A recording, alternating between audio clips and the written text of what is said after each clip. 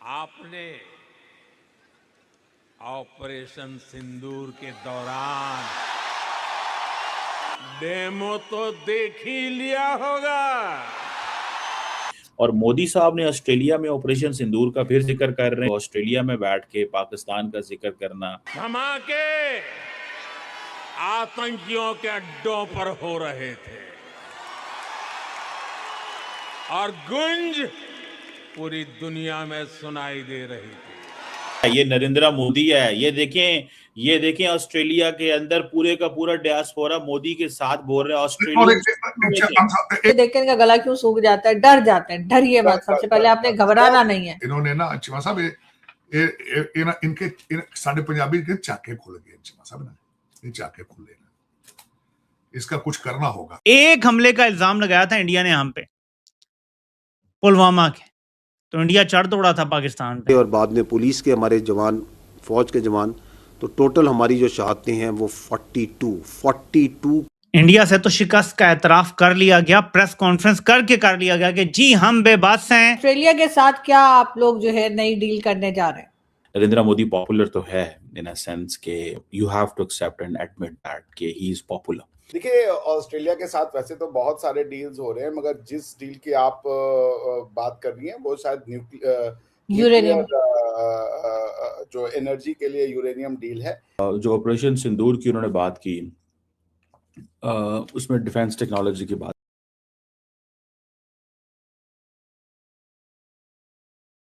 Prime minister Narendra Modi ने Australia के Melbourne में भारतीय समुदाय को संबोधित किया। इस दौरान उन्होंने कहा कि भारत की स्वदेशी रक्षा क्षमताओं ने वैश्विक स्तर पर मजबूत पहचान बनाई है। उन्होंने ऑपरेशन सिंदूर को देश की बढ़ती सैन्य शक्ति का प्रमाण बताते हुए कहा कि आतंकी ठिकानों पर हुए हमलों की गूंज पूरी दुनिया में सुनाई दी। पहलगाम आतंकी हमले के बाद भारत द्वारा किए गए एंटी टेरर ऑपरेशन सिंदूर का जिक्र करते हुए उन्होंने कहा कि जब आतंकी कैंपों पर धमाके हुए और उनकी गूंज पूरी दुनिया में सुनाई दी, तब दुनिया ने भारत का इरादा देख लिया और जान भी लिया। इस दौरान प्राइम मिनिस्टर मोदी ने जोर देकर कहा कि भारत अब आतंकवाद के खिलाफ सख्त और निर्णायक कार्रवाई करता है। उन्होंने कहा कि दुनिया भारत के डिफेंस प्लेटफॉर्म की क्षमता और विश्वसनीयता को देख रही है। प्राइम मिनिस्टर ने मंच से जनता से पूछा कि ऑपरेशन सिंदूर के दौरान आपने आतंकी अड्डों पर हुए धमाके देखे होंगे। जी हेलो दोस्तों, उम्मीद है आप लोग ठीक होंगे। दोस्तों, भारत के वजीर आजम नरेंद्र मोदी ऑस्ट्रेलिया के अंदर ऑपरेशन सिंदूर की बात कर रहे हैं कि आपने हमारा देखा तो था, हमने ऑपरेशन सिंदूर में क्या किया, हमारी तो वहाँ पे दुनिया ने बड़ी बल्ले बल्ले की, तो बड़ा उस पर जरा शोर शोर।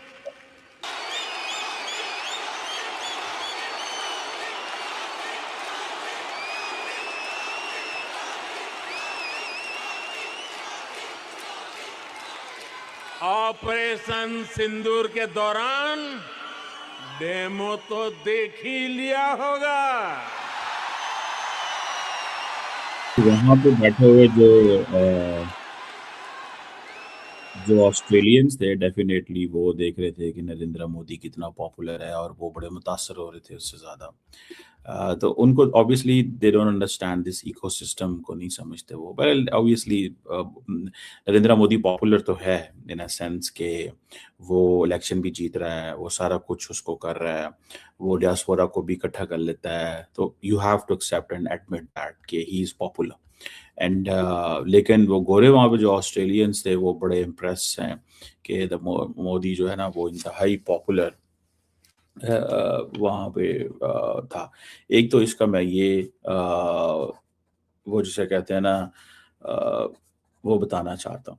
दूसरा, जो ऑपरेशन सिंदूर की उन्होंने बात की, उसमें डिफेंस टेक्नोलॉजी की बात की। मुझे ये बताइए डॉक्टर साहब कि ऑस्ट्रेलिया के साथ क्या आप लोग जो है नई डील करने जा रहे हैं?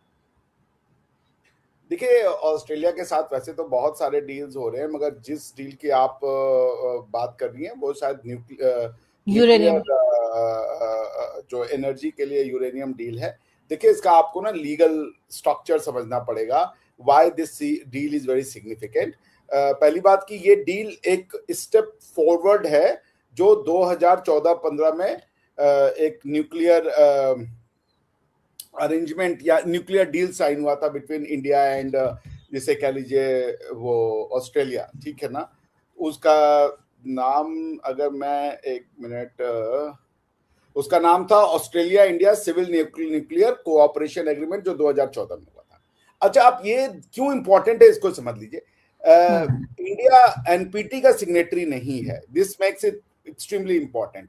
एनपीटी यानी नॉन प्रोलिफरेशन ट्रीटी इंडिया ने नहीं साइन किया है, और एनपीटी के जो स्टेट है उन्होंने एक वॉलंटरी ग्रुप बना रखा है जिसको एनएसजी कहते हैं, न्यूक्लियर सप्लायर्स ग्रुप। तो जो कंट्रीज एनपीटी में नहीं है उनके बाहर ये न्यूक्लियर टेक्नोलॉजी या न्यूक्लियर जो भी गुड्स हैं, यूरेनियम है, ये चीजें ना पहुंच जाए, इसको कंट्रोल करने के लिए एनएसजी जो है वो एक वॉलंटरी ऑर्गेनाइजेशन की तरह काम करती है। और इसको देखते हुए आपको ये समझना पड़ेगा कि भारत ने सबसे पहले अमेरिका के साथ एक 123 एग्रीमेंट साइन किया था, जो अमेरिका के एटॉमिक एनर्जी एक्ट का सेक्शन 123 था। अमेरिका के एटॉमिक एनर्जी का सेक्शन 123 ये कहता था कि अमेरिका अगर चाहे तो ऐसी कंट्रियों के साथ डील कर सकता है न्यूक्लियर एनर्जी बेचने की, खरीदने की, या किसी भी तरीके की कमर्शियल एक्टिविटी की, जिन कंट्रीज ने एनपीटी नहीं साइन किया है। तो भारत ने एनपीटी साइन नहीं किया था, और भारत को यदि न्यूक्लियर एनर्जी से रिलेटेड डीलिंग्स करनी थी लीगली, तो ये जो एक्सेप्शन है या ये जो एक्सोनरेशन है वो उनको मिलनी जरूरी थी। तो भारत ने पहला पड़ाव पार किया जब उन्होंने अमेरिका के साथ 123 एग्रीमेंट किया। उसके बाद उन्होंने कई देशों के साथ जो है इस तरीके के एग्रीमेंट किए जिससे कि वो आप वो समझ लीजिए कि न्यूक्लियर एनर्जी को बेच सकते थे। तो ऑस्ट्रेलिया के साथ जो शुरुआत हुई वो हुआ 2014 में, India Australia nuclear treaty sign हमने जो की। उसके बाद एनएसजी में 2008 के बाद एनएसजी से इंडिया को एक्सेप्शन मिला। जब एनएसजी से एक्सेप्शन मिल गया तो फिर इंडिया ट्रेड कर सकता था। इस ट्रीटी की जो 2014 में साइन हुआ था ऑस्ट्रेलिया के साथ, कुछ एडमिनिस्ट्रेटिव रिक्वायरमेंट्स थी जो इंडिया को पूरी करनी थी। सेफगार्ड्स वाले टेस्ट इंडिया पहले ही सेटिस्फाई कर चुका था आईएईए के साथ, यानी कि इंटरनेशनल एटॉमिक एनर्जी कमीशन के साथ हमारा पहले ही वो हो रखा था, जिसमें कि हमने उनको अपने न्यूक्लियर फैसिलिटीज बताए थे जहां पे कि वो सेफगार्ड्स का टेस्ट कर सके। That is up to the mark. तो ये जो अभी मोदी जी ने किया है, ये 2014 वाले ऑस्ट्रेलिया के साथ जो हमारे एग्रीमेंट था उसका फाइनल फ्रेमवर्क है। यानी अब रियल यूरेनियम ट्रांसफर शुरू हो जाएगा, क्योंकि जो भी एडमिनिस्ट्रेटिव और कमर्शियल हर्डल्स थे उनको मोदी जी ने सॉर्ट आउट कर दिया है।